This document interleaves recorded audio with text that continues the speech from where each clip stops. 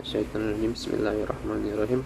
Laqad kana lakum fi Rasulillah uswatun hasanah liman kana yarjullaha wal yauma akhirah wa zakarullaha katsira. Yang artinya, sungguh telah ada pada diri Rasulullah itu suri tauladan yang baik bagimu, yaitu bagi orang-orang yang mengharap rahmat Allah dan kedatangan hari kiamat, dan banyak yang mengingat Allah. Assalamualaikum warahmatullahi wabarakatuh. Saya Al-Muzikri dari program Studi Bimbingan Penyuluhan Islam kelas C angkatan 2019, Fakultas Dakwah dan Komunikasi, Universitas Islam Negeri Raden Patah Palembang.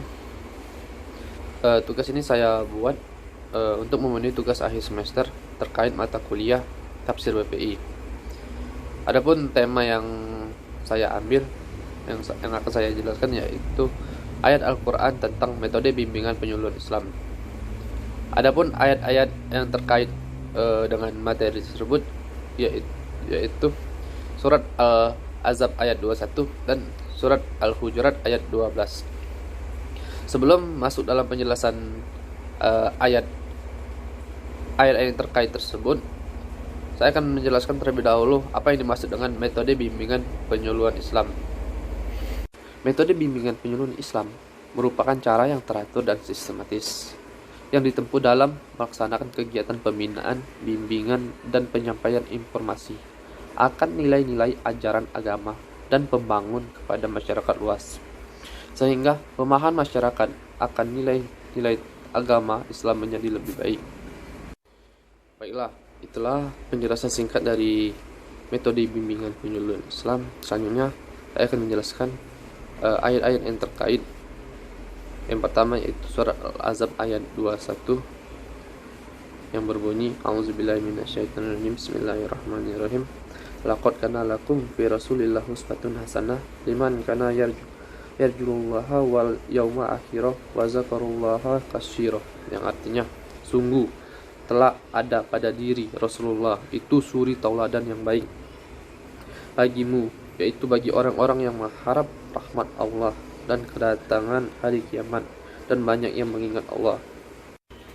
Adapun asbabun nuzul turunnya surat Al-Ahzab ayat 21 ini ialah memberikan kabar gembira kepada Rasulullah SAW beserta kaum mukminin saat menghadapi berbagai rintangan, siksaan, dan celaan yang dilancarkan oleh musuh-musuhnya Allah, di mana ujian tersebut tidak hanya menimpa pada diri mereka, namun juga menimpa pada Rasul dan Nabi-Nabi sebelum Nabi Muhammad. Sebagaimana surah ini juga untuk meneguhkan dan memperkuat dalil akan kebenaran risalah yang diemban oleh Rasulullah SAW. Adapun penjelasan lebih lanjut dari surat Al-Ahzab ayat 21 ini ialah kita dianjurkan oleh Allah Subhanahu wa taala untuk meniru Rasulullah SAW, baik itu berupa ucapan, perbuatan, sifat baiknya Rasulullah, sepak terjangnya Rasulullah.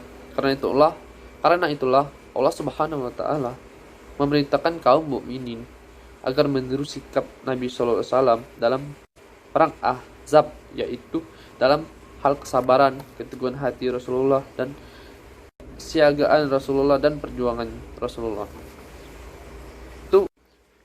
Itulah asbabun nuzul dan penjelasan ayat terkait surat Al-Ahzab ayat 21 ini. Baiklah, selanjutnya surat Al-Hujurat ayat 12. A'udzubillahi minasyaitonirrajim. Bismillahirrahmanirrahim. Ya ayyuhallazina amanu tanibu katsiran minaz zani inna ba'da zani ismu wa la tajassasu wa la yaqtab ba'dukum ba'da ayuhibbu ahadukum ayyakula lahma akhihi maitan fakarihtumu wa taqullaha innaha tawwabur rahim. Yang artinya, wahai orang-orang yang beriman, jauhilah banyak dari prasangka atau berburuk sangka, kecurigaan. Sesungguhnya sebagian prasangka itu dosa, dan jangan Janganlah kamu mencari-cari kesalahan orang lain, dan janganlah ada di antara kamu yang menggunjing sebagai bagian yang lain. Apakah ada di antara kamu yang suka memakan daging saudaranya yang sudah mati? Tentu kamu merasa jijik. Bertakwalah dan bertakwalah kepada Allah. Sungguh Allah Maha penerima taubat, Maha penyayang. Baiklah, penjelasan singkat dari surat Al-Hujurat ayat 12 ini ialah surat ini berkaitan dengan salah satu metode bimbingan dan konseling Islam, yaitu metode penalaran logis yang berkisar dialog dengan akal dan perasaan individu.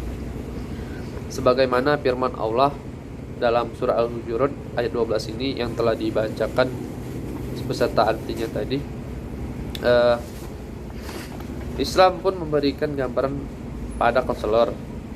Ayat ini menjelaskan akan kemampuan dan kekhususan mereka yang ditetapkan berdasarkan pengetahuan, kemampuan dalam memberi konseling, kemampuan berdialog, serta kepribadian yang menunjang, seperti bagaimana konselor menerima klien dan berbuat baik padanya. Baiklah, mungkin itu saja penjelasan dari saya terkait tugas yang telah saya selesaikan hari ini. Mohon maaf apabila ada kesalahan dalam tutur kata, dalam penyampaian materi. Assalamualaikum warahmatullahi wabarakatuh.